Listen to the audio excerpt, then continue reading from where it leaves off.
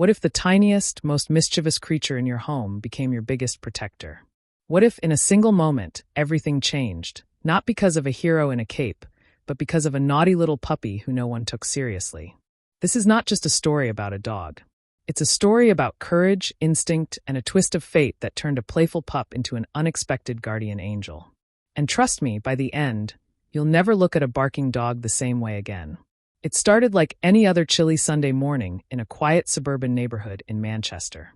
The streets were still, the sun hadn't quite risen, and most homes remained tucked in the comfort of sleep. But inside one of those cozy homes, little Milo, a 6-month-old golden retriever with floppy ears and a tail that wagged like a helicopter, was already wide awake. Milo was trouble. Not the dangerous kind, of course, but the socks missing, slippers chewed, furniture climbed kind. To Sarah and Jamie, the young couple who had adopted him just a few weeks ago, Milo was more of a whirlwind than a pet. "Jamie, he's got your phone again." Sarah's voice echoed from the living room as Milo sprinted past her, phone in mouth, looking absurdly proud. Jamie sighed, half laughing as he gave chase. "That dog is going to give me a heart attack."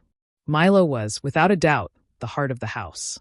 Chaos followed him, but so did laughter. Even on the worst days, his energy brought light into their lives. They joked that one day he'd either destroy the house or save it. They didn't know how close to the truth they were. Just a few blocks away, something else was waking up. Or rather, someone. Ethan, a 32-year-old man with tired eyes and a nervous twitch in his fingers, sat in a parked car. His life hadn't turned out the way he wanted. A failed business, a sick mother, and a pile of debt that grew every day. Desperation had a face. And this morning, that face was looking at Sarah and Jamie's quiet house through the foggy windshield.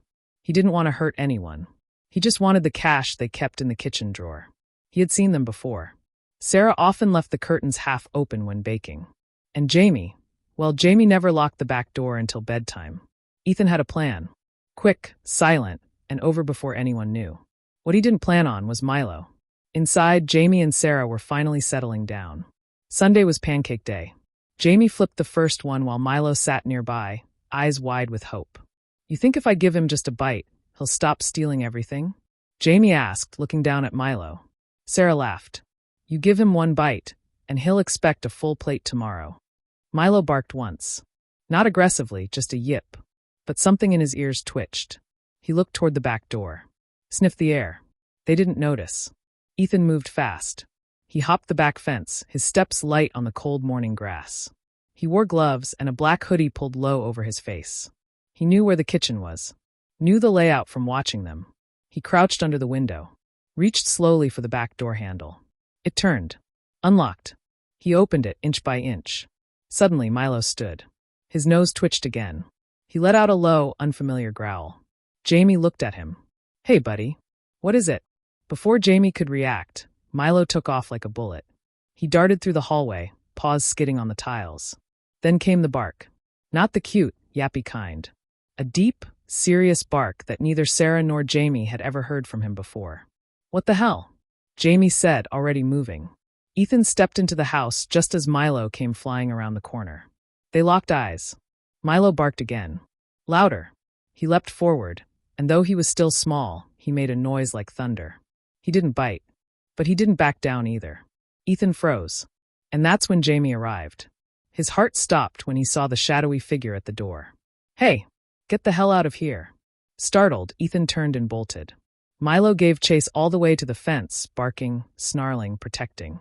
Jamie rushed after them, but the intruder was gone. Jamie dropped to his knees beside Milo, wrapping his arms around the pup. You brave little monster." Sarah soon joined them, trembling. She hugged both of them tightly.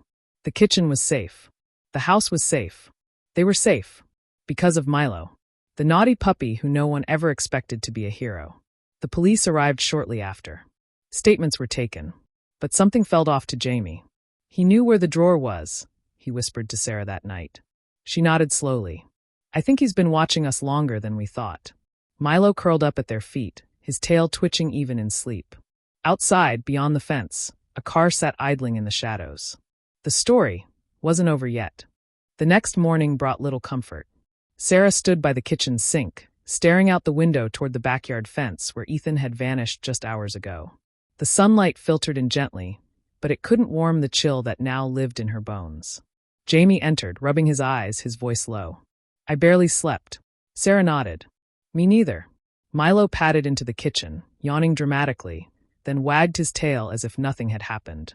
He nuzzled against Sarah's leg, sensing her unease. "You don't even know you're a hero, do you?" she whispered, stroking his head. They had changed all the locks that morning, installed a security camera.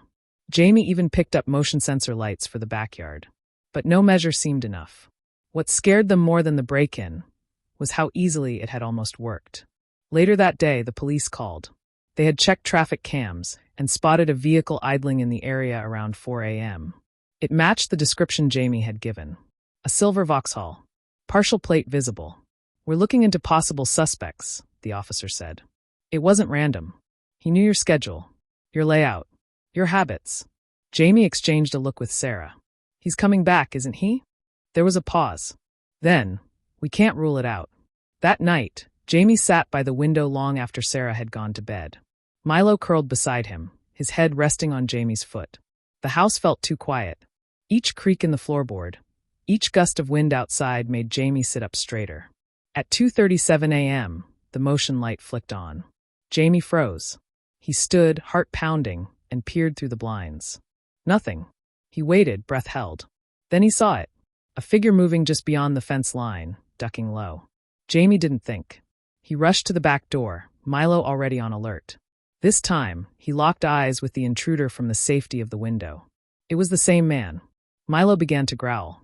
Jamie grabbed his phone. The man bolted before the police could arrive, but this time he left something behind. A glove. A worn, black leather glove caught on the fence post. The police collected it and promised to expedite fingerprint testing. But for Jamie and Sarah, fear had now turned to determination. They weren't just going to wait to be victims again. The following day, Jamie took time off work. He installed more cameras. Sarah began researching dog training techniques. Milo, once the naughty puppy who chewed cords and chased dust bunnies, was becoming something more. He was still playful, still full of antics, but now his protectiveness had a purpose.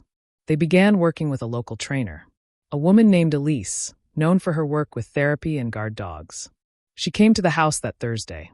Milo took to her instantly. "He's sharp," she said after just a few minutes. "But more than that, he's emotionally connected.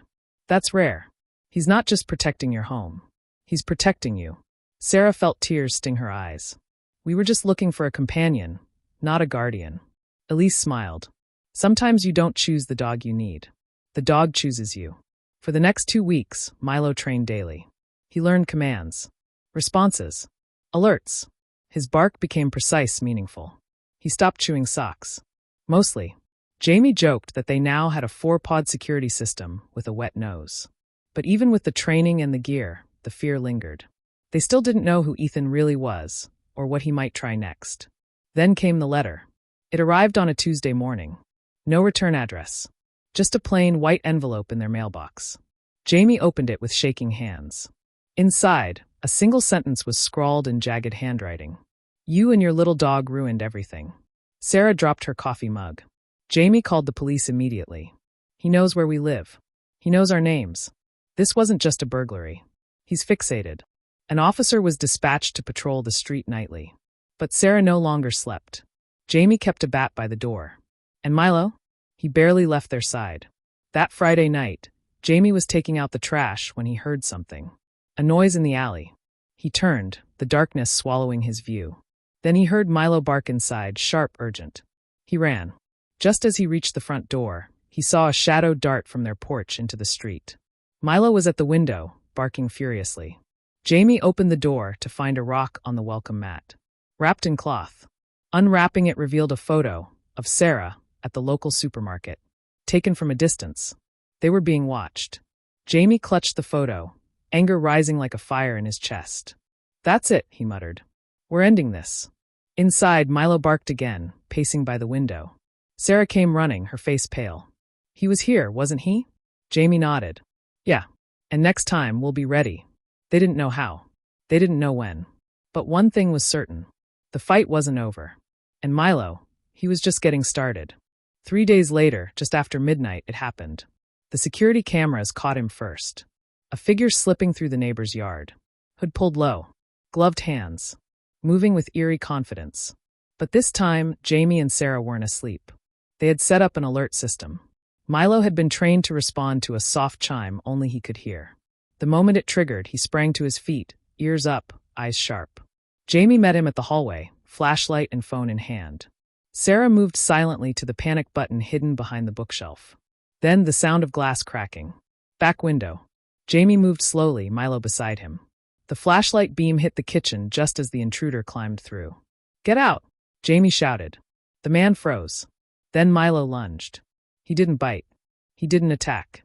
But he barked loud and fierce, blocking the man's path, every inch of his small body radiating courage. The intruder panicked, turned to flee, and ran straight into the police officer who had been parked nearby. Officer Raines wrestled him to the ground. Got him. The next few hours were a blur. His name wasn't Ethan. It was Charles Denton, a former contractor who had once worked on their neighbor's home. He had seen Jamie and Sarah during that time, studied their routine. Envy turned into obsession. Obsession into a twisted sense of entitlement. He confessed to everything. The break-in, the stalking, the letters. And it was all because of one thing, Milo. "I would have gotten away with it if not for that little mutt," Charles spat, sitting in the back of the police cruiser. Jamie stood nearby, watching as the car pulled away. Milo at his side. He looked down and whispered, "You stopped him." Again. Sarah hugged Milo tightly that night, tears finally spilling freely. The fear that had held them captive began to melt. The locks felt sturdier, the lights a little brighter. But it wasn't because of the security measures. It was because of the trust they had built, in each other, and in the little dog who had once been their mischievous handful. Milo became more than a pet in the neighborhood. He became a symbol. Kids brought him treats. Neighbors came to say thanks. One local paper even ran a small feature. Naughty pup, hero heart. Weeks passed. Peace settled over their home again. Jamie returned to work. Sarah started baking again. And Milo? He found new ways to be naughty.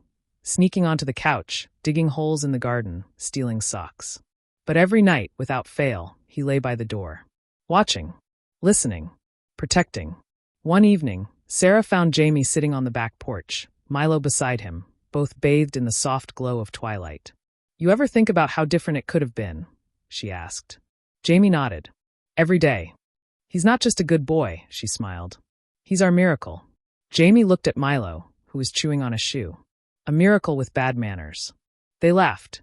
The kind of laughter that only comes after surviving something dark.